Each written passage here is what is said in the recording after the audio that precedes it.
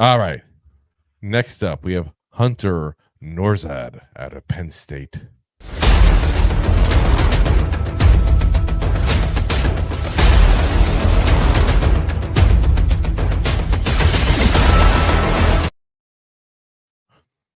I should apologize to Hunter. That's the worst picture ever, possibly, for his card there. But that's what they had. Listen, blame Penn State. They didn't have anything. Yeah.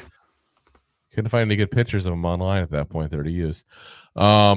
So went to Penn State the last 2 years. Prior to that, played over at Cornell. Pinky's out. From 18 to 20. So obviously a very smart guy. You don't get into Cornell if you're stupid. Unless your daddy pays for a library. 6'3", 315 pounds, 23 years old. Played 11 games in 22. Played 13 games in 23 with a 74.4 PFF grade. Again, another guy who played center last year, but prior to that moved around and played pretty much every position under the sun. In fact, he literally played every position on the offensive line at one point. 170 career snaps at left tackle, 535 at left guard, 801 at center, including 784 this past year, 25 at right guard, and 458 at right tackle. So, yeah, this guy gets around, like a sorority. Heyo. He's getting, like I said, he's been everywhere on the offensive line. This is the thing I love to see at a day 3, guys. I want to see a guy who can move around, somebody who can go ahead and play a whole bunch of positions, because you create a value at that point. If you're a guy who plays left guard and that's it, if you can start, great. But if you're a backup, there's only a 20% chance if somebody gets injured, they play left guard.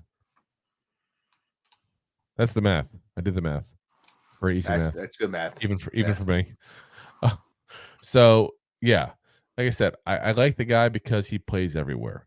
And as long as you can develop him into be a solid backup, which I think is what his ceiling is in this league, he's a good guy to have on the bench because you can just pop him in wherever you need him. He's got quick feet. He's smart. He's agile. Then the issues you run into with him there is his pass protection techniques aren't exactly the best. And this is techniques 100%. We talked about the guy went to Cornell, so you have to assume he's got a brain in his shoulders there.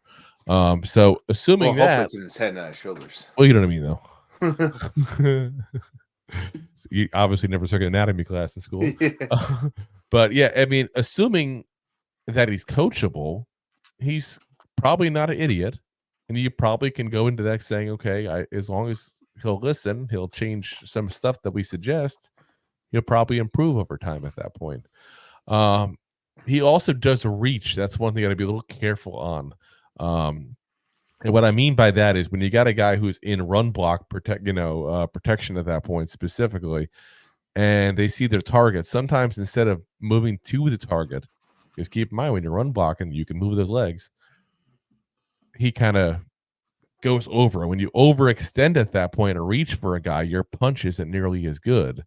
Plus, when your arms were out like this, you're a lot harder, a lot easier to go ahead and get, a swim move or something you had to get around at that point. So you got to wait to get to this target first there.